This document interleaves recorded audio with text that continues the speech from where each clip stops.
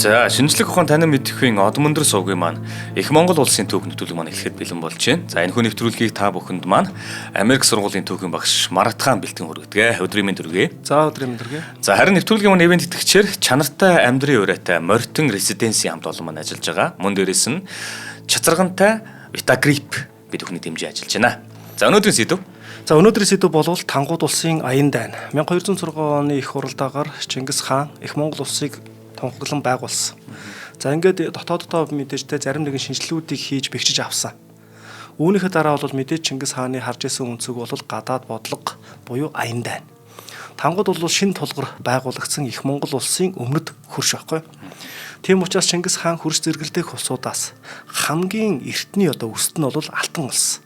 Тэгэхээр Алтан улсыг мөхөөж эртний хятадд хүчтэй өрсөлдөгчгүй байхын тулд одоо зүйтэй гэж бодож байгаа шүү дээ. За яагаад гэвэл их Монгол улс байгуулагдсан ч гэсэн их Монгол улс хамаг Монголын үеийн хандлаг аймагуудын үеийн Алтан улсад өгдөг байсан татваруудаа төлдөг л байсан байгаа байхгүй төлөд явж ирсэн. За ийм бодлол ингээ байнга Алтан улсад татвар төлөхөөсөө илүүтэйгээр эртний үүслийн Алтан улсыг буулгаж аваад тэднээс татвар авах нь бол эдийн засгийн хувьд бол нэлээд том өсөлттэй байх ёстой. Ер нь дотооддоо нийт ингээд нэгдээд авсан юм чинь нэгдмэл хүчтэй болсон учраас гадаад бодлого, гадаад аян дайнууд гэдэг нь өөрийн ирэхгүй гарч ирнэ. Эний хамгийн том харж байсан зорилго бол мэдээж Алтан улс. Тэгэхээр Алтан улсыг байлдан эзлэхийн тулд бусад аян дайнууд нь нөхцөлцөөн гэж үзэж болохоор байгаа юм. Ийм учраас энэ зорилготой хүрэхийн тулд Чингис хаан амьд авах үедээ 3 томоохон аян дайн хийсэн байдаг. Нэгдүгээр Тангууд улс. Тэгээ 3 улстай. Хоёрдугаарт бол Алтан улс. Гуравдугаарт Хоризм улстай хийсэн аян дайнгууд. За тэгээд энэ дундаас өнөөдрийн сэдэв болох Тангууд болвол Тангууд улс бол өөрсдийгөө бол Мянях буюу одоо ингээд Мяньяг гэж нэрлэдэг байсан байгаа. За Тан улсын үед бол хятад сурвалжууд бол Мио гэж нэрлэдэг. За монголчуудын хувьд бол нэгэн үед бол Тангууд улсыг Хашин улс, ард иргэдийг нь Хашин иргэн гэж нэрлэдэг байгаад өгөөдөө хааны хүү Хаш нас барсны дараа энэ нэрэнд хориг тавьсан байгаа байхгүй. Тэгээ хориглосон гэсэн үг. За яагаад вэ гэхээр Тангууд хэмээн нэрлэх буцаад Тангууд гэж нэрлэх болж штэ. Өгөөдөө хааны хашхүү нас барснаас хойш. За энэ нь өөрөө Чингис хаан Тангуудыг дайлж явж явах цаг хугацаанд өгөөдөөгийн 5 дахь хүү Хаш мэндэлсэнтэй холбоотойгоор Хашин улс дайлж явж явах гэдэг утгаараа хаш гэж нэрлсэн байх магадлал өндөртэй болчиход байгаа юм. Энэ талаар судрын чуулганд бол Хашин гэдэг нэрийг хориг тавьсан гэдэг нь тодорхой дурдсан байдаг. Доктор Пунсаг гэдэг хүний судалгаагаар бол түүхэнд бол бас Тангууд бол өөрсдөө Тобоч гэдэг Сиамбын үндэсний нэгэн салбар болно гэж байгаа байхгүй. За энэ байдлаар нь хөөгд үзэх юм бол ер нь бол Сиамбын чинь монголчуудын өвөг дээдс гэдэг нь бол тодорхойлцсон байна. Тэгээ дотор бол маш олон салсан энэ салбарынх нь нэг нь бол бас Тангууд юмаа гэж хэлээд идэг. За тэгээд эхэндээ бол тэд бол хөхнөр хаваар нутаглаж байгаад тэгээ төвд үндэстэн хүчрэгчгийн хамтаар зүүн зүг нүүдлээд хатан голын бор тохоо болон Гансү Нянсиа хаваар нутаглаж байсан байна. За ингээд 1038 онд Тангууд улсыг Тангууд аймгийн Түрүү Ли Юанху гэх хүн бол өөрийнхөө биеийг хаан ширээнд дүргэмжлөөд их Ся улс буюу Тангууд улс бий болсон байна. За ингээд Тангууд улс нь 1038 оноос 1227 он хүртэл 10 хаан залгамжлаж 190 жил оршин тогтносон байна. За энэ цаг хугацаагаар бодоод үзэх юм бол Алтан улс 1115 онд байгуулагдсан. За 1234 онд насарсан гэнэ мөхсөн. Энэ цаг хугацааг бодоод үзэх юм бол Тангууд улс бол Алтан улсаас ч илүү цаг хугацааг туулсан ийм улс байгаад байгаа юм. За тэгээ түүхэн баримтыг сайн шүүж үзэх юм бол монголчууд Тангуудтай 1205 онд их Монгол улс байгуулагдахаас өмнө 1207-оос 1208 онд 1209 онд 1218 1224 1226-аас 27 онуудад дайдаж за энэ олон ингээд 6 удаагийн дайн болсон байгааз зарим түүх сурвалжууд бол 4-5 удаа довтлсон гэдэг ч юм уу ингэж бичсэн байдаг. Гэхдээ яг ингээд сурвалжуудыг бүгдийн сайн үзэх юм бол 6 удаагийн дайн болсон нь мэдэгдээд байдаг. За ингэж дайдчихэж Тангууд улсыг төрөг мөхөөсөн байдаг. Тэгэхээр Тангууд улсыг мөхөөх гэдэг маань өөрөө Тангууд улсын аян дайн. Энэ яагаад ингээд монголчуудын ашиг сонирхолт ингээд нийцээд байгаа юм бэ? Ямар ашиг сонирхол зөрчигдсөн болоод хоёр улсын хооронд дайн болоод байгаа юм. Мэдээ цаад утга нь Алтан улс гэдэг зүйл явж байсан тийм болохоор эдгээр дайнуудтай уялдаад хид хідэн шалтгаанууд гарч ирж байгаа байхгүй юу? Аян дайны шалтгаанууд За тэгэхээр Тангууд руу хийсэн аян дайны нэгдэх шалтгаан нь бол торгоны хойд зам Тангууд улсын нутгаар дайран өнгөрдөг байсан. За энэ торгоны замд одоо хяналт тогтоосноор эдийн засгийн хөгжлөөрөө харьцангуй өндөр улсуудын нэгтэй тангууд улс өөрөө тийм байгаад байна шүү дээ. Тэгэхээр монголчууд тангууд руу аян дайн хийх нэг шалтгаан нь бол энэ болж байгаа. Тангуудаас торгоны замд хяналт тавьснаар эдийн засгийн хувьд бол нэлээд сайн бэхжиж авах гээд байна тий.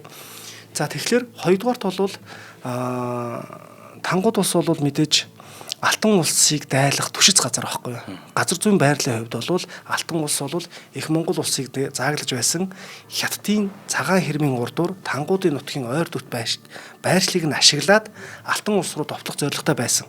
За энэ нь бол бас нэг гол шалтгаан. Баг нэлээд номер 1-т орохоор шалтгаан байгаа байхгүй юу? За тэгээд дараагийнхан шалтгаан нь болохоор тангууд улс Алтан улс хоёр бол ерөнхийдөө нэг соёл иргэншилтэй гэж хэлж болохоор тэр нь юу гэхээр суурьшмал соёл иргэншлийн хувьд.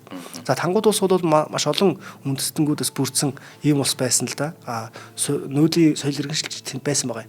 Гэхдээ үүнтэй холбоотойгоор бол Чингис хаан юу гэж бодсон бэ гэхээр хот суурин бэхлэл цайз тий өндөр хөгжсөн ийм улс руу байлдаж хэрхэн хот цайз эзэлж авахыг судалснаар цэргийн бэлтгэл болгож улмаар Алтан улсад довтлохын өмнөх бэлтгэл ажил болгож байгаа байхгүй. Энэ нь өөрөө цаагаараа дал зорилготой нь бол Алтан улсыг мөхөх аян дайнд томоохон суур бэлтгэл болж байгаа. За дараагийн үйл явдал нь бол мэдээж Алтан улс тангууд хоёрын хооронд бий болоод байгаа энэ дипломат харилцааг таслах байна. За энэ нь юу гэсэн үг вэ гэхээр ингэснээр Алтан улсыг холбоотноос нь салгаж те ганцаардуулан цохих арга хэрэгжилж байгаа юм. Энийг бол Чингис хаангаас анханасаа сайн мэдчихсэн. Тэр нь юу гэхээр 8-ны Хөгсүс Авраг Баатартай байлжсэн тэр нэг дайн байгаад байгаа шүү дээ. 8-ны Буйраг хаантай байлцсан. Энэ дайны өмнө мэрэгдийг довтолж байгаа 8-ны холбоотон мэрэгдийг тэ ингээ холбоотноос нь салгаж агаад нэг нэгээр нь цогж байгаа арга байгаа байхгүй. Энтэй яг адилхан арга гэсэн үг. Ер нь Алтан улс, Тангууд улс хоёр хоорондоо нэгдчих юм бол угаасаа нэг улс нь өөрөө Монголоос их Монголоос хэд дахин хүн ам ихтэй, цэргийнхэн тоон хэд дахин их ийм боломж байгаа. Тэгээ энэ хоёр нэгдчих юм бол илүү хэцүү бэрх байх бол. Тэгэхээр энэ хоёр улсын дипломат харилцаа болох одоо бие биенийгээ дэмжих тэ энийг нь одоо ингэж сатааруулах гэсэн зүйлийг хэлж байгаа. За мэдээж дараагийн шалтгаан бол мэдээж саяны торгоны замтай холбогдож байгаа байхгүй юу? Өрөнд орныг холбосон худалдааны их зам болох торгоны хой зам те дайран өнгөрдөг. За энэ нь Алтан улсад хүрдэг. Тэгэхээр тэр торгоны замаар дамжаад Чингис хаан бол тангуудыг эзэлснээр энэ өргөн уудам зам дээр ноёрхлоо тогтоогоод тэндээс эдийн засгийн хувьд бол ашиг сонирхлоо нэгдүгээр хангах гээд байна. Хоёрдугаарт нөгөө талаас нь хараад үзэх юм бол торгоны замд хяналт тавьснаар Алтан улсын эдийн засаг бол суйрлт хүрэх байхгүй юу? Энэ юу гэсэн үг вэ гэхээр Алтан улсыг эдийн засгийн хувьд бол хямралд оруулна. Бараа бүтээгдэхүүн гадагшаага гарахгүй. Гаднаас бараа бүтээгдэхүүн орохгүй. За энэ нь өөрөө бол ингээд Алтан улсын эдийн засгийн хувьд савлгаа үүсгэн, эдийн засаг нь хямрал үүсгэн, хямрал гэдэг нь бол ард түмний байдал гэх юм уу одоо буцаагаад цэрэг, дайны те энэ одоо санхүүжлэх байдал нь хэцүү байдалд орно. Тийм учраас эдгээр байдлыг бас ашигласан байгаа. За 5 дугаарт мэдээж газар нутгаа өргөдгөх. За газар нутгаа өргөдгөх бол ямар ч улсын үед, ямар ч төрийн үед те хизээч явж л байсан. Тэр бүхэл одоо хүртэл газрын төлөөх тэмцэлтэй үргэлжилсээр л байгаа. Бүр одоо орчин цагт шилжүүлсэн ч өнөө цагт Монголд ч гэсэн газар нутгийн төлөөх те газрын төлөөх гэдэг ч юм уу ийм тэмцэл яваад байна. За дараагийнх нь болохоор мэдээж их Монгол улс нүүдлийн соёл иргэншилт.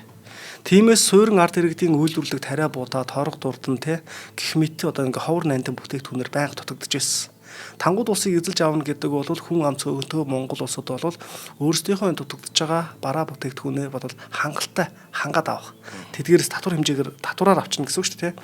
Тэгэхээр өөрөөр хэлбэл эдийн засгийнхаа хоосон орон зайг нөхөж чадж байгаа гэсэн үг байна. Нөхөж чадна гэж. За тэгээ бас нэг шалтгаан байгаа. За энэ шалтгаан бол амьтантай холбогдож байгаа. Тэр нь юу гэхээр Тангууд улс яг тухайн үедээ хоёр бүхтэй тэмээ бол хамгийн олонтой улс орн болж таалаад байгаа байхгүй. Тийм учраас энэ тэмээг бол хол газар аян зам тэ аян замд одоо ингээ ачаа тээх төсвөртэй мал байсан учраас Чингис хаан худалдаа болон гадаад их аян дайны үеэр тэмээгээр ачаа зэвсэг хоол хүнсээ зөөх юм боломжтой гэж тооцоолж байсан.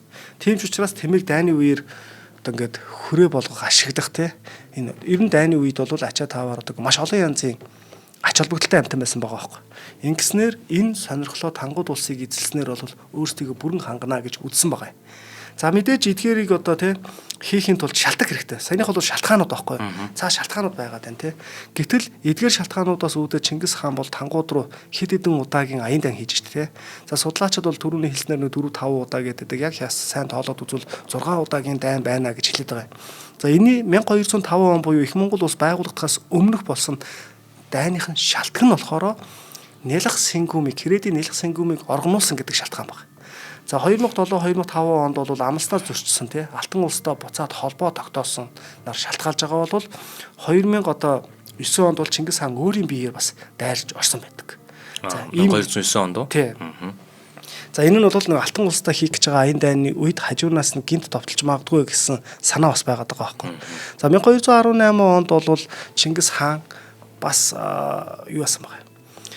Хоризм улсад алтан гаргамжаа таслуулсан тий. За тэгээд одоо Тангууд улс бол өмнөх энэ дайнууд дээр бол Тангууд улсын хаан нь андгаа тангараг хүргэсэн байгаа байхгүй. За энэ андгаа тангараг дээрээ за би одоо дайн байлдаанд чи баруун гарчин болж мордно гэсэн. За тэгээ баруун гар болж мордоогүйгээсэн шалтгаалаад 1218 онд бол нэг бисрэг жижигхэн дайн хийсэн байдаг. За энийг би ахаад ингээ идэв дэлгэрэнгүй ярина. За тэгээ хамгийн сүүлийнх нь бол мэдээж 1226-аас 27 он зарим түүхэн сурвалжуудад 1225 онд эхэлсэн гэдээ ярьдаг тий. За энэ дайн бол хоризмын аян дайны дараа Чингис хааны хамгийн сүүлчийн аян дайн. Дээрээс нь Тангууд улсыг мөхөх аян дайн гэж үздэг. За эдгээрээс одоо ингээ хамгийн ихнийх нь тий гэд яриад үзэх юм бол 1205 оны энэ дайн бол ер нь түүхэн сурвалжуудад ингээ өөр өөр янзаар тэмдэглэж бичүүлдээсэн байдаг. За эдгээр тэмдэглэж бичсэн үлдээсэнгүүдийг нь ер нь нэгтгэхэд те судалсан судлаач бол доктор Батцүрэн. За энэ хүн бол 1203 оны намраас Хэрээдийн ханхүү Сэнгүм Тангууд улсын нутаг бүрий гээд одоо ингээ төвдөд те орондож бөөг нь мэдсэн Чингис хаан 1250 оны хавар гэж байгаа байхгүй. Цэгүүлийтэй буюу Юли ахаа хоёрт одоо хэдэн мянган цэрэг өгч шалгахаар бас яагаад улстай ормуулж байгааг нь те Тангуудаас асуулахаар гэж үтсэн байгаа байхгүй. Тэг хэрвзээ үнэн болвол Сэнгүүмийг устгах даалгавартай байсан. За тэгээ Монгол цэрэг Тангуудын хилээр цөмрөөд Хязгаар нутгийн цэргийн тойргийн төв эзэн хотыг гэсэн үг байхгүй. За энийг нь тойрч эзний голыг өгсөд Монгол цэрэг Сэнгүүмийг мөшгөх замдаа энэ легилийн шивээг довтлоод харь улсад цөмөрснөө мэддэхгүй тулд энэ цайзыг нь бүслээд одоо тэндээс нь одоо ямар нэг мэдээ тэр улс руу гаргуулахгүй гэсэн үг шүү дээ. Тэгээд ингэ жижигхэн одоо энэ бэхлэлт хот гэх юм одоо тий эдгээр хотуудыг бүслэн буулган авч байсан байгаа байхгүй. Ингээ хан хэрмийг нь нураасан байдаг. За улмаар Сэнгүүмийг хайж Кууча чиглэн зогцныг нь олж мэдээд нутгийн зүг иргсэн байдаг. За замдаа Лоси хэмээх энэ хотыг явуут довтлсон гэж байгаа. Энэ нь болохоор зам зуур гэсэн үг байхгүй. Ингээ шувтраал гарна гэсэн үг шүү дээ тий. Шууд тэнд удаан байлдахгүй. За энийх нь хамгийн гол шалтгаан нь юу вэ гэхлээр Сэнгүүмийг одоо ингээ Сэнгүүмийг нэгдүгürt нутаглаж байсан, оргонож байсан гэдгийг нь мэдсэн учраас тухайн хотыг нь залхаан цэвэрлүүлсэнтэй холбоотой гэж үзэж болохоор байгаа. За ингээд Монгол цэрэг бол хүний нутагтах те одоо ингээд юу хэмдэ ингээд багхан цэргээр энэ дайнаар те таарсан хүмүүс болон одоо хоёр бүхтэй тэмээ. За энэ хоёр бүхтэй тэмээ бол яг тухайн үед бол монголчуудын хувьд бол нэлийн их байж болох тоо гэсэн үг байхгүй.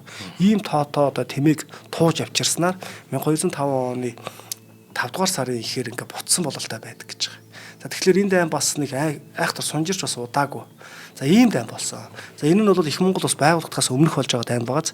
За энэ дайнд Чингис хаан яагаад оролцоогүй гэдэг шалтгаан нь өөрөө Чингис хаан нөгөө алтаад авч те ингээд нөгөө нэг мэрэгдийн үлэгдэл цэргүүдийг хөөсөн гэдэг шалтгаантай бас холбоотой байх магадлалтай байгаа. Тийм учраас цөөхөн тооны цэрэг өгөөд ялангуяа одоо нөгөө нэг тандах, судлах маягийн л дайн болж байгаа байхгүй. За тэгээ үүнтэй холбоотойгоор бас дараагийнх нь дайн нь болохоор 1207-оос 1208 оны хооронд болж байгаа. За энэ довтлогоо нь бол Тангуудын шинэ хаанаас Алтан улсын Хээдүн жанжин Вангийн одоо ингээд Тянжаантай байгуулсан хилцээрийн үр дүн гарч эхэлж байгаа байхгүй. За энэ юу гэсэн үг вэ гэхээр Алтан улс өөрийн усад байсан Тангууд боолуудыг одоо сангаас мөнгө гаргаж гэж чөлөөсөн баг. За чөлөөлөнгуудаа бүгднийг Тангууд усад буцааж өгч байна. Тэр чөлөөсөн боолууд юу хийх вэ гэхээр Монголтой хийх дайны эсрэг хөдөлнөл гэсэн үг байгаа байхгүй.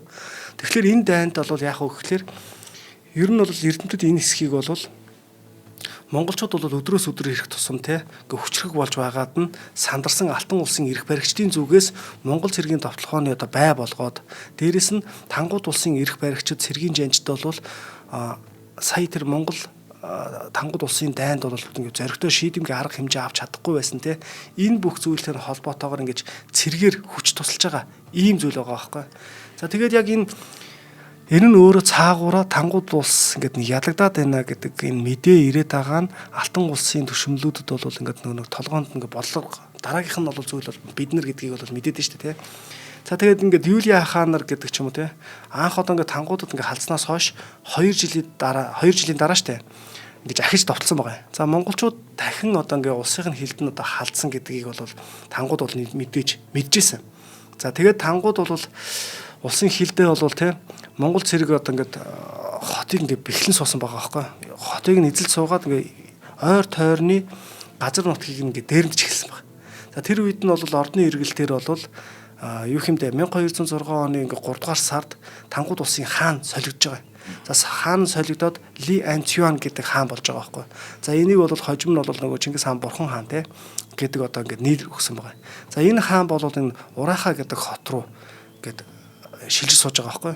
За тэгээд энэ тангуудын одоо ингээ илгээсэн цэрэг бол хөрөлцөн ирсэн. За ингээ хөрөлцөн ирэхдээ бол 50,000 цэрэгт ирсэн байгаа. Гэсэн хэдий боловч Монгол цэргүүд бол намд арж авсан байгаа байхгүй.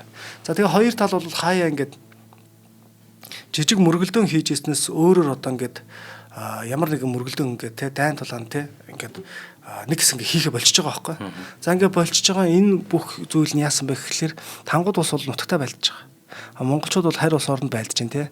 За ийм учраас тэд бол юу хөөхлөөр тангууд улс гаднаас нэг хүнсний хангамжаа бол байнга аваад байна. Аваад чадна. Харин хотыг эзэлсэн байсан монголчууд бол те 2-оос 3 сар гэх юм одоо 2 эсвэл 3 сарын хугацаанд хоол хүнс нь дуусч эхэлсэн учраас халуун шатж эхэлсэн те. За ийм үйл явдлаас болоод монголчууд бол өөрсдөө энэ Урааха гэдэг хотыг орхиж авсан гэж байгаа байхгүй. Тэгээд судрын чуулганы нэг мэдээгээр болохоор тангуудын муужид одоо ингээ те самуураад алав татвар төлөхгүй үл хөндөх болсонд Чингис хаан тэдний эсрэг ер нь 2 дахь удаага цэрэг хөдөлгөж даруй бүх мужийг нь төвчтгөн тохинуулж гэж байгаа байхгүй. Уул нутгаа одоо ингээ ялгуулсан баатар болон буцлаа гэж байгаа. За тэгээ Монгол цэрэг тангуудад 2 дахь удаага довтлсон шалтгааныг нь бол Эрдэнэтэд ингээд эргэлзээтэй маягаар ингээд өгөөсгсөн байдаг. Жишээ нь бол юу вэ гэхээр энэ бол дээрмийн аян дайн байсан юм аа гэдэг ч юм уу тий. За энэ зүйлийг аль айгүйх олон яриад байдаг байсан байгаа. За ингээд Уурхай хотыг довтолж бүр эзэлж аваад тэр хавийн нутгийг төвөөж 6-7 сар хэртээ удал суусан гэд шалтгаан гэж байгаа байхгүй. Тулгуур их байгуулагдсан их Монгол улсын дотоодод дүрнэж байсан үйл явдлуудтай бас уялдаж авч үзэх ингээд шалтгаан нь ингээд гарч ирдэг гэж байгаа. Арай илүү тодорхой болдог гэсэн үг байхгүй. Тэгэж судрын чуулганы өөр нэг мэдээгээр бол Чингис хаан их цэрэгтэйгээ туулаа жилийн намар өвөл тэр мужийн эсрэг байлдаж түүнийг ингээд чөлөөлсөн гэх ийм зүйлүүд яригадаад байдаг. За хоёулаа хамтран ажиллагчаа танилцуулаад өргөжлөх ба. Тэгээ. Би зүгээр хамтран ажиллаж өмнө газ нэг юм асуугаад байгаа. За. Одоо нөгөө радиогоор сонсож байгаа сонсогчдод маань зураг хөрөг харахгүй байгаа учраас те түрүүн ингээл нөгөө хатант гол гэж хэлж जैन те. Тэгээ торгоны замын хойд шавтархан дайраад гардаг гэж хэлж जैन. Тэгээ би ер нь нөгөө лайва хараагүй байхдаа би баримжаалаа бодоод байсан байхгүй. Энэ болохоор манай одоо ер нь зүгээр газар нутгийн хөв тухайн үед нь бодоход шүү дээ те. Манай одоогийн манай энэ өмнө говьоос урагшаа баг бүс нутаг байх гэдэг шүү дээ. Говь болтой өмнө говьоос урагшаа нэг бүс нутаг байх гэдэг. Нөгөө тэнгэр уул муул гэдгийг тэр явцсан ч юм уу те. Тэгээд нөгөө тэнд чинь нэг хатант гол гэдэг нэг дурдлаад байдаг. Тэр гол мол явцсан. Ер нь бол Сиа гэдэг байгаа үндэстэн буюу тангуудууд байгаад байгаа юм байна шүү дээ те. Тэгээд тэр тийшээ авчих юм бол цаашаа тэр төвдрүүч байдаг юм уу, ишиг алт уусрж байдаг юм уу те. Тэгээд давталхад илүү том стратегийн байрлал болчихж байгаа юм байна шүү дээ. За ойлгомжтой. Алтан ус болон сүм ус руу давталхад те.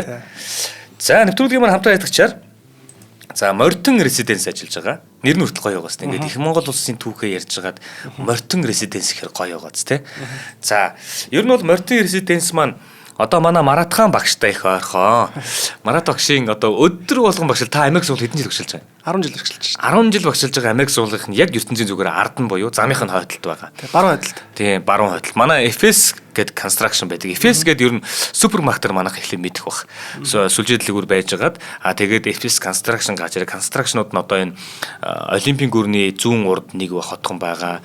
19-ийн үйлчлэгийн төвийнх нь яг урталтаа үйлчлэгийн төв биш нэг автобусын бодол гэдэг чинь 19-ийн улаан нэг юм явган шатдаг. Тэрнийх нь урталт өндөр FS Tower гэлөө те ийм өндөр шилэн барилга байдаг. Тэгээд хид хідэн газар ингээд байр хотхон барьсныхаа одоо хамгийн сүүлийн төсөл нь Морьтон резиденс явж байгаа байхгүй юу? Тэгээ Морьтон резиденс маань болохоор Морьтон резиденс 1, тэгээ Морьтон резиденс 2 гэдэг ингээд нэг талбаатар ингээд хоёр төсөл болсон юм. Тэр нь бол яг Америк сургуулийн одоо баруун хойдолд нь байх. Тэгээ би очиод үзэхэд би бол одоо давуу талуудын зөндөө ярьсан учраас зөвхөн нүдээр үзснээр ярих гэдэг шүү дээ, тийм. Ийм одоо хөндлөн байр байгаа.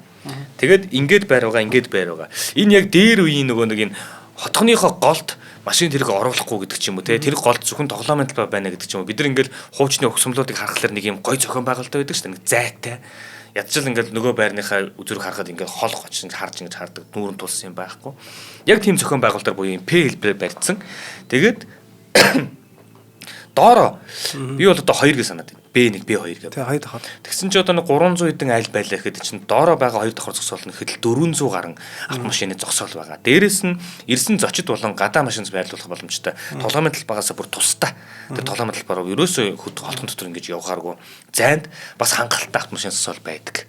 За тэгээд нөгөө FS сүлжээ дэлгүүр маань нэг давхарт нь байрлалцсан байгаа. Тэгээд нөгөө залуу гэр бүлүүдэд зориулаад 2 евро байрнаас бүр 120 хэдэн метр квадрат хүртэл 2 евро байрнаас 4 евро хүртэл ийм орон сууцууд бэлэн байрууд байгаамаа. За тэгээд давуу тал нь гэх юм бол түрүүний хэлж байгаагаар хамгийн түрүүнд ус яригдана. Хамгийн түрүүнд ус яригдана. Зайсанд бол хамгийн түрүүнд ус яригдах юм.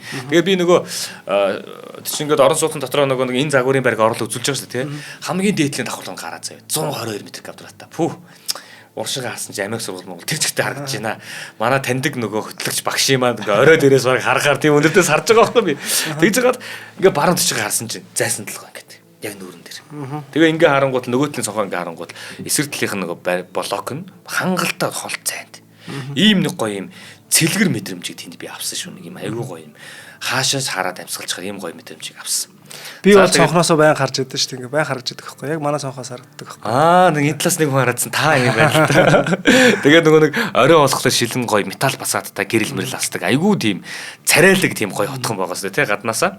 За тэгээд би нөгөө өмнөх дугаар дээр хэлж ийсэн. Энэ хотхоныг маш гоё гэр бүл барьсан юм аа. Тэгээд эхнэр нь ээжийн сэтгэлээр хандсан. Нөхөр нь яг тийм одоо эзний сэтгэлээр те аавын сэтгэлээр хандсан. Тэгэл нөгөө машин дэргээ яаж байрлуулах одоо жишээлбэл хүүхдүүд тоглож байхдаа унлаа гэхэд унахтаа хүртэл яаж зөөлөн унах юм бэ гэдгийг энэ газараа шийдэж тийм лээ. Тоглоом байдлын газар нь ингээд тийм тоглоомын хэсгүүдээр ийм овоочцоос яг иймэрхүү. Тэг яг нөгөө хүүхдийн нас насанд нь тохирсон ийм булчин юу байдгийг те бүх юмыг хөдлөөд байдаг ийм тоглоомуудаар хүртэл тонголцсон. Тэр нь нөгөө дайн улсын тоглоом байгаа шүү дээ, тий. За гэх мэтчлэн ийм давуу талуудтай хотхон та бүхний санал болгож байгаа. Мэдээж боломжтой худалдан авах бүхэл саналыг сонсон. Дээрээс нь танд боломжтой бүхэл төрлийн зээлээр туслах боломжтой шүү. За борлуулалтын албаны утас нь 76 тэг 67. За тэгээ борлуулалтын менежер нь бол 90 9 71 90 9 70 2 гэсэн утас байгаа. Мөн дээрээс нь Мортон Residence гэх та бүхэн маань Facebook дээр бичих юм бол гараад ирэх юм байгаа шүү. За дэмжиж ажиллаж байгаа та бүхэндээ баярлалаа. За баярлалаа. За ингээд цаашаага ингээд 1209 оных бас ингээд те дайн болж байгаа байхгүй. Энэ дайнд бол Чингис хаан тангуудыг 3 дахь удаага дайрж байгаа. Гэхдээ нэлээд олон их цэргээр довтлсон шалтгааныг нь баг эрдэмтэд дурддаггүй байхгүй. За ингээд дурдахтаа бол нөгөө өнөөл нэг те дээрмийн донол тайм байсан эд баялаг газар тариалангийн орны бүтээгдэхүүнээ те ингээд бүтээгдэхүүн өөрсдөө ингээд дээрмтгийг оруулж исэн гэдэг зүйлийг хилээд байдаг. За гэтэл энэ нь бол яг үнэндээ тийм зориг мөн байсан уу үгүй юу те. Харин энэ удаагийн шалтгааныг нь болохоор ер нь олон янзаар хилдэг боловч шагдар гэдэг одоо эрдэмтэн байж тээ айлын аав хүүхдээ сургах лугаа адил гэж байгаа байхгүй адил байсан гэдэг ийм тайлбар хэлж байгаа. За энэ ч бараг онох үзье гэсэн санаагч эрдэмтэд бас дэмждэг. За Чингис хааны хамгийн том өрсөлдөгч Алтан улсад бас хаан ширээний төлөөх асуудал яригдж эхэлж байгаа. Энэ юу гэхээр Алтан улсыг 19 жилийн хугацаанд захирч байсан хаан те Мадэгэ гэдэг энэ хаан 1208 онд таалд өгсөж байгаа байхгүй. За ингээд таалд өгсөн тэр хүн одоо үр хөвгүй байсан учраас түүний үеэл авга ах нь болох Вангийн Южи гэдэг хүн хаан ширээ сууж байгаа. За тэгээ хувь тохиоллоор гэх юм уу тэгээ түүхэн одоо ингээд замлаар гэх юм уу да Вангийн одоо энэ Южи гэдэг хүн чинь 2008 оны одоо 1208 оны ихээр гэсэн үг байхгүй. Ихээр Монголд айлчилж ирсэн. За ингээ айлчтаад алба татвар хураах те иймэрхүү зүйлээр иржсэн байгаа байхгүй. Яг энэ үед нь бол Алтан улсын тэр элчийг харчаад Чингис хаан нэг жоохон юм үл тоосон маягтай харьцсан байгаа. За энэ дээр нь болохоор Вангийн Южид хувийн шонзон сансан гэдэг ч юм уу ийм зүйл бодож эхэлж исэн. Харин буцаж очсон хойноо одоо хаанаасаа те юу яасан байгаа. Цэрэг нэхэд Монгол руу Чингис хаан руу довтъё гэдэг зүйлийг хүсэлтийг тавьж исэн байгаа. За ингээд магадгүй тэр юм юу болсон юм мэдэхгүй. Яг тухайн ондоо хаан нас орсон учраас саяны Монголд элч ирсэн Чингис хаан нөгөө үл тоосон энэ хүн хаан болж байгаа. За ингээд Алтан улсын шинэ хаан бол хувийн сонзон те зан авираасаа үүсээд ингээд тасарч одоо юу хэмдэ хизээ нэг цагт ингээд дайдахт нь тодорхой болж байгаа. Ингээд Чингис хааны эсрэг гэдэг ч юм уу те ийм зүйлийг ингээд хэрэгжүүлж эхэлж байгаа байхгүй. Тэр нь юу гэсэн үг вэ гэхээр Чингис хаан энэ дайнд бол саяны тангууд алтан улсад ийм үйл явдал болж байгааг маш сайн мэдж байгаа учраас тангуудыг эмхтгэж авах гэдэг шүү дээ, тий. За тэгээд энэ дээр бол сая нэг хэрэг мэрэгд хоёрыг тусдан салгасан гэдэгт адилхан яг ийм тактик хэрэглээд явж байгаа. За тэгээд ер нь яг өмнөх цаг хугацаанд юу болж байгаа вэ гэхээр одоо алтан улсын хаан ширээ Чингис хааны дургуун хаан суучлаа, тий. Тангууд улс бас алтан улстай холбоо тогтоох гэсэн ийм зүйл байгаад байдаг. Гэтэл өмнө нь 2 удаа монголчуудад гинтсэн тангуудууд хизээ мэдгүй бас тий дахин одоо уулгалж дайрж магадгүй гээд дайн бэлтгэж хэлсэн байгаа байхгүй. Тухайн үеийн хамгийн хүчрхэг улстай харьцаага тасалж байгаа монголчуудыг тангадууд ч гэсэн гадарлахтайгаа болж эхэлсэн гэсэн. Тэр нь юу гэсэн үг вэ гэхээр монголчууд алтан улстай харилцаа хадгалсан. Тэр нь сайн шинэ хаан гэдэг өргөмжлөгдлөө шүү дээ. Тэгэн гут нь Чингис хаан хэлж байгаа шүү дээ. Өө би энэ алтан улсын тэнгэрийн хуаанд тий энэ тэнгэрийн хөвгүүдийг дээд тэнгэрээс сойрхсон заяагцсан ийм хүмүүс хаан ширээнд суух ёстой болов гэсэж энэ вангийн юужи гэж ийм өхөөц доороо хүн тий хаан ширээнд яаж тэнцэх вүлээ дээ гэд алтан улс руу одоо хараад тий нулимсэн гэдэл ингээ янз янзаар ярьдэн шүү дээ. Гэх мэтлэнгээр ингээ бодоод үзэх юм бол саяны энэ хоёр улсын харилцаа дээрэс нь ингээ энэ зүйлийг нь болохоор тангууд ерөнхийдөө мэдж эхэлж байгаа. За ер нь бол асуудал бас бидэнд бол удахгүй ирнэ гэдгийг ингээ гадарчж шүү дээ, тий. За ингээ монголчууд тангууд улс руу цөмрөө орсон. За энэ дайнаар бол 50,000 цэрэгтэй хүчтэй. Ер нь бол дайн болгоноор ингээ нэг 50,000 цэргийн тоо гарч ирдэг зэ. Тэр энэ тангууд улсын өөрсдийн цэргийн тактик, тэр цэргийн жанжтад нь хуваарлагдсан ингээ нэг тоо баримтууд нь ингээ ийм байж магадгүй. За ингээ Хязгаарын хот хот ингээ эзлэгдсэн чимээгээр алтан улсын төшмөлүүд 50,000 цэрэг ингээ довтлсон шүү дээ. За ийм бас байсан боловч Монгол морьц цэргүүд энийг саадгүй довтлоод тий хүчтэй довтлоод ингээд бот нэргсэн байгаа байхгүй. За ингээд нэг хотынх нь өвд хаалгын нээлгсэн байгаа. За ингээд Урахаа гэдэг хот орчимд ингээд тангуудын 50,000 цэрэг ялагдсны дараа нь Хязгаарын чухал хот эзлэгдсэн чимээгээр гэж байгаа. За энэ чимээгээр алтан улсын төшмөлүүд сандарч эхэлж байгаа. Сандарч эхлэнгуудаа тангууд улстай хамтарч монголчуудын эсрэг тулалдах хэрэгтэй хэмээн одоо ингээд эзэн хаандаа нөгөө вангийн юужээ те энэ хүнд сануулж байгаа байхгүй. Гэтэл Монгол цэргүүд яг ингээд ийм санал тавьж байгаа шүү дээ. За энэ санал дээр нь болохоор алтан улсын хаан бол юу гэж хариулсан бэ гэхлээр хоёр улс чинь хоёулаа бидний өрсөлдөгч. Тэгээд ч Чингис хаан ч дургу, тангууд ч дургу хаан байж тараад байгаа байхгүй. Тийм учраас энэ хоёуланд нь те аль алинд нь туслах хэрэггүй. Тангууд ч бүр туслаач хэрэггүй. Энэ хоёр одоо ингээ хоорондоо байлж ир хүчин сулгарна гэж хэлж байгаа. Харин төшөмдүүд юунд санаа зовж байгаа вэ гэхлээр Чингис хаан тангуудыг байнга ингээ дийлээд байна. Хэрвээ тангууд улсыг эзлээд авчих юм бол бид нар нэгдүгээр нэг холбоот нь алдна. Хоёрт энэ илүү их хүчээр, илүү их цэргээр бидний дараагийн биднэрүүд довтлоно. Тийм учраас одоо л хол байгаа. Тэр нь нутагт нь цөмөрч орж ирээгүй дээр нь дайрах ёстой, довтлох ёстой. Тэгэд аюул саадгүй ус орноо хамгаалаад бэхлэлт тий хамгаалтанд шилжих ёстой гэдэг бодолтой байсан боловч хаан нь өөрөө ингэж шийдээд за сая юу тангууд руу дайман хийх энэ дайныг хүүлэн дэмжиж байгаа хүмүүс бол цол зэрэг дэвших гэсэн унхаагүй одоо ингээ тий арчаагүй бодолтой хүмүүс байна гэд саяны тэр тангуудыг дэмжих ёстой цэрэг илгээх ёстой гэж санал гаргасан төшмдүүдийг 100 удаа бадцсан байгаа байхгүй. За ингэс. За тэгтэл яг тангууд улсын нийслэл хөрөх ингээ үүд хаалга гэх юм уу те тэнд нь бас ингээ чухал ингээ уулын хад байгаа байхгүй. Тэрэн дээр ингээ нэг юм ам гэх юм уу те тэрэнгүүд нэвтэрч авах гэдэг шүү дээ. Хавцал маяг. Тэгээ комент гэдэг энэ газар хүрсэн байгаа. За энэ үед нь бол тангуудын хааны төрлийн Вэймин гэдэг цэргийн жанжин ахаад 5 түмэн буюу 50,000 зэрэгтэй ингээд босож байлцсан байна. За тэгээ ингээд босож байлдахт нь бол яасан бэ гэхээр эхний үед энэ чинь ингээд гинт ингээд айж охин мөргөлдөн гутаа хоёр талдаа очоо зогсож байгаа байхгүй. Нэгдүгээр тангууд ус бол ашигтай байрлал авчихсан. Тийм багаз. За гэтэл монголчууд бол нэг хатгалдаж үзэн гутаа нэлийн хол зайнаас өөд өдөөсөө хараа суучлаа. За ингээд өөд өдөөсөө хараа суучаад баг сар гарan ямар ч дай хийдэг. Жижигхэн дай хийгээд байгаа болохоос өөдөөс ингээд хараал тандаад байгаад байгаа байхгүй. Гэтэл цаа тал нь болохоор монголчуудын хоол хүнс дуусхийг нь хүлээгээд байдаг. Гэтэл монголчууд юу бодож байгаа вэ гэхээр араас нэмэлт хүч ирснийхэн дараа довтлсон дээрээ гэж тооцоолсон байгаа байхгүй. За ингээд нөгөө уйгурын одоо хаан нөгөө Чингис хаан дагаар орсон энэ үйл явдалтай холбоотойгоор Чингис хаан ч гэсэн тий ингээд нэмэлт хүч ингээ явуулж шít. За ингээд нэмэлт хүч 90 гут нь монголчууд ямар арга хэрэгэлсэн бэ гэхээр эхлээд цөөн тооны морьц цэргүүдтэй тэр хот руу одоо тэр ам руу тий бэхлэлт рүү дайрч ирсэн байна. За ингээд дайраад л ингээ ялагдсан дүр үзүүлэл ухарсан чинь монгол цэргүүдийн нэгдүгээр хоол хүнсэнд дуусж байгаа. Хоёрдугаарт одоо яг энэ дээр нь дараад авчих хэрэгтэй гэдэг одоо тэр ашигтай байрлалаасаа гараад нэхэж хөөсөн байгаа байхгүй. Энэ нь угаасаа л нүүдэлчдийн өрх байдаг тий. За ингээд монголчуудын өрхөнд ороод хяар цохилсан байна. За ингээд монголчууд анх удаага хот руу төгчөж шүү дээ тий. За ингээд хот руу төхөж очингуудаа зузаан бат бүх хэрэмтэй тий томоохон хотыг бүслэж байлцсан байна. За тангуудын Анцион хотын хэрэмдэр нь Анцион хаан нь хаан нь хэрэмдэрээ ингээ хид хідэн удаа гарч хотыг монголчууд эзэлж чадах болов тий өөрсдөө хэр удаан тис чадхаар нь хоол хүнсний бэлтгэл ажил хэр байгаа юм бэ гэдгийг харж агаад ер нь монгол цэргүүдийг харангуйтаа энэ хотыг бол монгол цэргүүд ингээ харуур уруур те чөдөр онсгүй юм байна гэдгийг нь харчаад хот хэрэн болгох штэ те ийм зүйлүүд байхгүй байна гэдгийг нь харчингуудаа за эдгээр бол энэ болог дайрч чадахгүй байна гэдгийг бодож эхэлсэн байгаа. Гэтэл монголчууд юу хийгээд эхэлсэн бэ гэхээр хотын ойролцоох те голоос ингээд ус нааш том далан хийгээд эхэлж байгаа байхгүй. За ингээд далан хийж байгаад хотыг усанд давтуулсан байдаг. За Ж Болдбаатар Чингис хааны хот суурин газрыг дайлах арга ухаан гэсэн юм судалгааны бүтээл байгаа.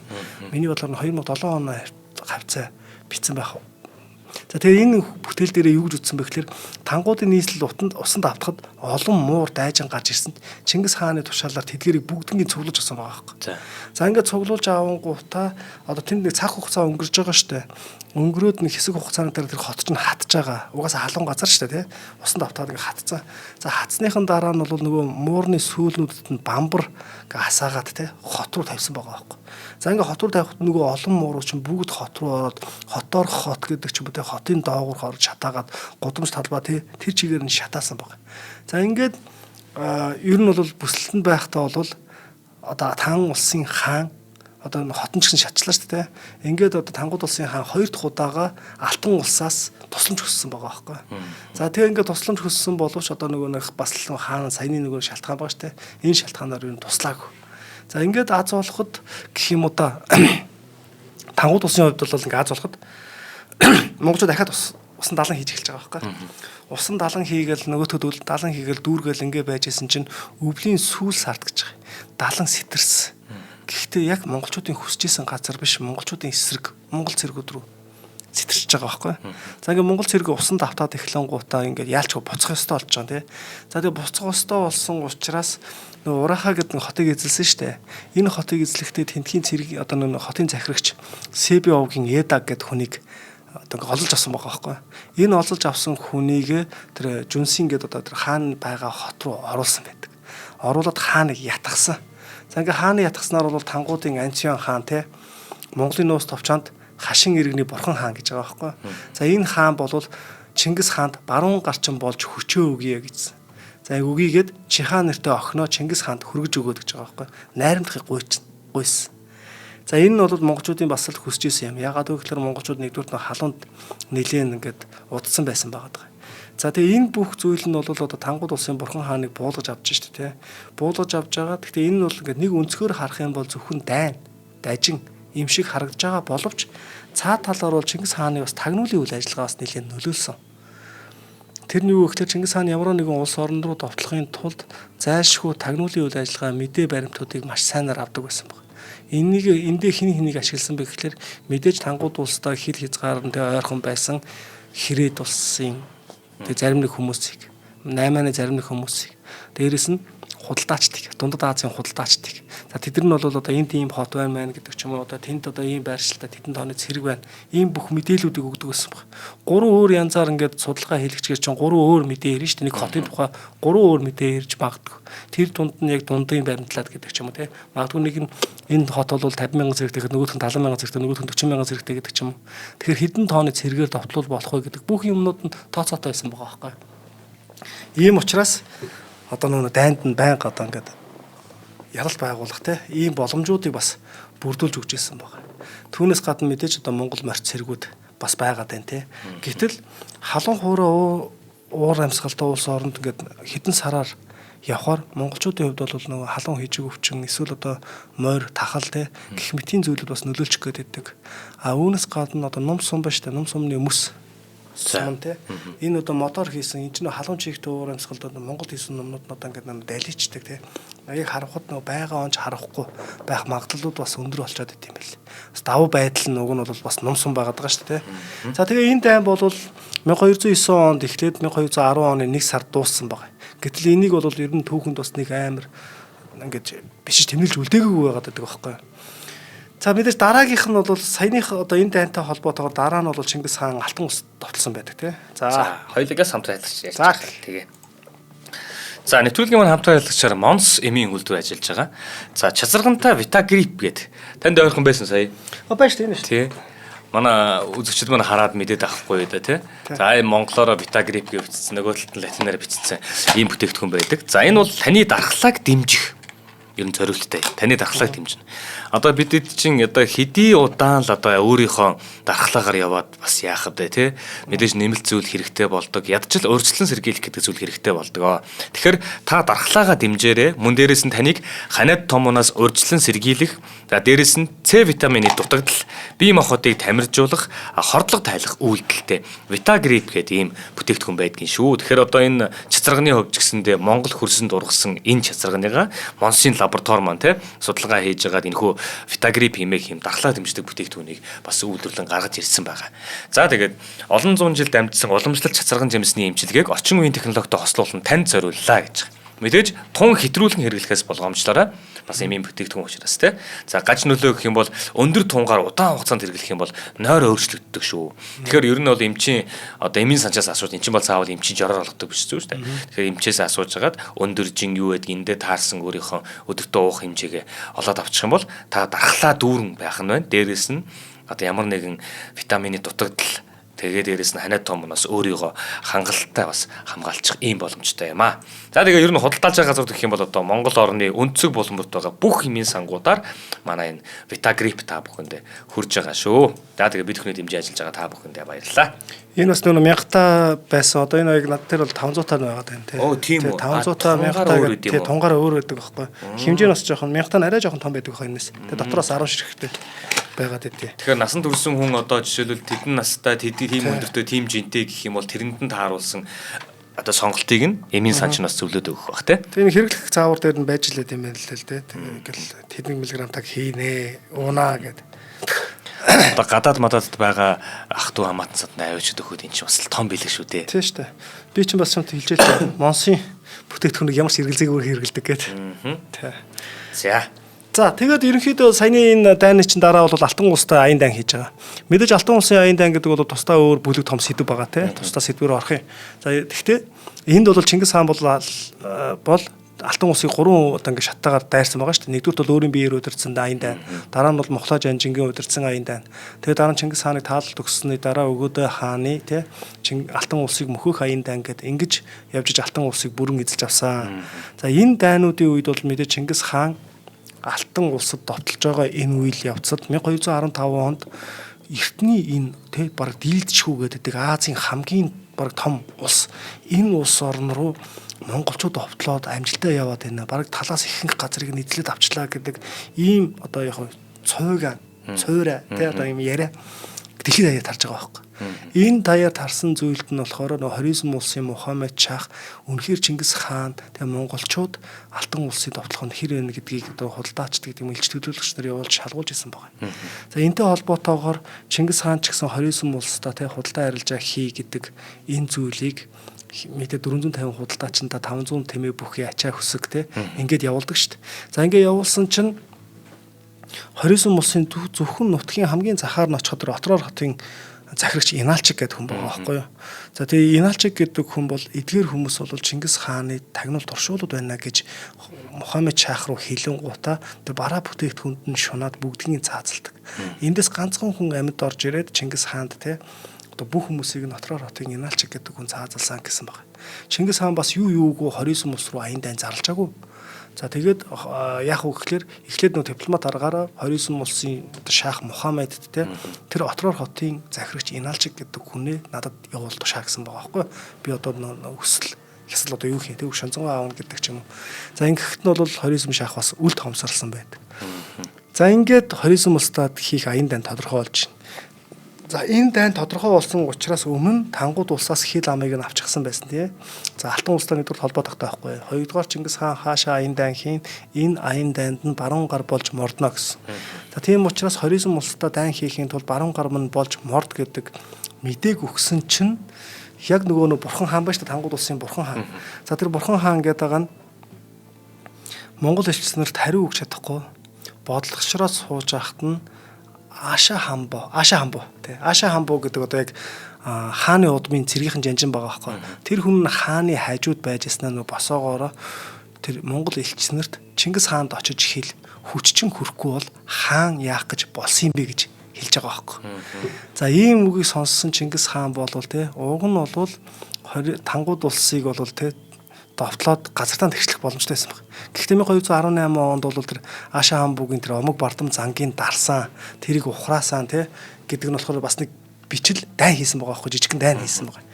За ингээд дараа нь бол мэдээж хамгийн гол зорж байгаа зүйл нь хоризм улс байсан учраас Чингис хаан Тангууд улс мөхөөгүй гэдгийг өглөө болгон надад сануул тухай гэж хэлчихсэн байгаа байхгүй. Одоо зарим нэг фэйсбүүк мөхтөр чинь алтан улс гэдэг, хятад улс гэдэг ингээ боддог. Гэтэл энэ нь бол Тангууд улс байхгүй. Тангууд улс за тэгээд хүччин хүрхгүй бол хаан яах гэж болсон юм бэ гэдэг энэ үг бас Чингис хааны бас доторх энэ дэлхий техник эзлэнгээ бодож исэн те. Энэ хааны одоо ингээ дотрын мэдээж гжигдэж байгаа шүү дээ. За ингээд хоризм улсын аян дайнд явсныхаа дараа буцаж ирээд Чингис хаан Тангууд улсын мөхөх аян дайнд оролцсон байна. За энэ Чингис хааны мөхөх аян дайн нь бол мэдээж 5 дахь 6 дахь гэлтэй ингээд 24 оны нэг дайн гэж гарч ирдэг шүү дээ 26-аас 27 оны дайн гэл. За ингээд энэ дайнаар яасан бэ гэхлээр Чингис хаан 1225 оны 11 сард эхэлсэн байх магадaltaй гэж байгаа байхгүй. Тэгээд өөрийн биеэр 10 түмэн цэрэг буюу 100 мянган цэрэг авч яваад Тангууд улсыг дайлаар хөдөлсөн баг. За ингээд хөвгүүдээсээ болохоор өгөөдөө тулуу хоёрыг зөрчил бол яг 2 жилийн өмнө насарч байгаа тий. Цагаад бол дундад Азад өөрийнх хустай байсан байх магадaltaй. Хаттаас болохоор эсвэг, жанжтаас сүбэдэ боорч бол одоо эрдэмтдээс юулж хуучааг авч явсан байгаа байхгүй. За ингээ 1226 оны 3 сард байлдааны арга ажиллагаа ингээ эхэлсэн. За ингээ байлдаан яг өрнөөд тий Тангууд улсын нийслэл Яргаа хот гэдэг ч юм уу энэ хавьд нь одоо тий байлдаад ингээ Силян гэдэг хотыг нь бүсэлж байлцсан байгаа. За ингээ бүслээд байлдаад байж ах яг энэ үед өвлийн ихэнх сар Чингис хаан ан хийж явж байгаад тий ан хийж явж байгаад мориноос ундаг. За ингээ мориноос унаад бэртэн гут нь одоо Чингис хааны жанжид үр хүүхдүүд хаттууд нь бүгдээрээ буцахыг хүсдэг байхгүй. За та буцаа. Та ингээ нутаг буцаа гэхэд хэрвээ минь намайг буцсан гэдгийг мэдэх юм бол Тангууд нар улам ирэмгий зөрөгтэй болно. Хаан нь айгаа цуглаа гэдэг ч юм уу хаан нь одоо тий одоо шархтлаа гэдгийг ойлгохгүй шүү дээ. За ингээд цухтаана. Тийм учраас Тангууд улсын аян дайныг цааш нь өргөжлүүлнэ гэсэн баг. За ингээд Тангууд улсын аян дайныг өргөжлүүлээд Чингис хаан тий яг одоо нөгөө нэг насархаас өмнө гэсэн үг шүү дээ. Тэр дайталж ирсэн боловч нөгөө Тангууд улсын бурхан хаан нь өөрийн ойр төрлийн бараг 500-аад хүн гэж байгаа байхгүй. Эдгэр хүмүүстэй хамт бууж өгснөө зарлаад ингээд бууж өгöd ирдэг. За энэ үед нь бол Тангууд улсын хааныг нь болохоор Шудраг хаан, бурхан Шудраг хаан гэж өргөмжлөөд тэгээд цаазалдаг. Цаазлаад бас нэг ойр төрлийн бас нэлийн хүмүүсийг бас давхар цаазалж байгаа шүү. За ингээд Тангууд улс бол монголчуудад 1227 он гэхэд бүрэн эзлэгдээд мөхсөн баг. За тэгээ энэ Тангууд улсын ихэнх газар нутгийг яг Монголын улс товчонд тэмдэглэснээр бол эсвэд сойрхсон, эсвэ хатандаа сойрхсон гэж байдаг. Хожимын нэг Өгөөдө хааны үеийн ингээд тэмдэглүүдээс харах юм бол бас толын удмын те мөнх одоо хувлаа нарын бас эзэмшил нутгууд нь энэ дээр бас нэлээд байсан гэж ярьдаг. Гэтэл Чингис хааны одоо 1206 онд анх байгуулагдж байгаа үед нь болохоор Тангууд улсаас хашин иргэнээс бас шихэн удаг газар нутаг авъя гэдэг ийм саналаа бас хэлж ийсэн байдаг те. За энэ мэтлэнгээр эртний одоо хүчрхэг 1038 оноос 1227 оны хооронд оршин тогтнох хугацаанд ингээд 10 хаанаар дамжсан 190 жил оршин тогтносон Тангууд улсыг Чингис хааны цэргүүдтэй монголчууд 6 удаагийн аян дайнаар бүрэн эзэлж авсан байдаг. За ингээд өнөөдрийн их Монгол улсын түүх нэвтрүүлэг маань Тангууд улсыг дайлаар мордсон тий. Тангууд улсын аян дайны талаар та бүхэндээ хүрлээ. За нэвтрүүлгийн маань ивент тэтгэгчээр Vitagriп бүтээгдэхүүн маань ажилласан бол мөн FS Construction-ы Morton Residence бид бүхнийг ивэнтдэн ажиллаа. За энэ хүн нэвтрүүлгийг бид бүхэнд бэлтгэн хөргөсөн Америк сургуулийн түүхийн багш Маратхан танд баярлалаа. Дараагийн дугаараар уулзъя.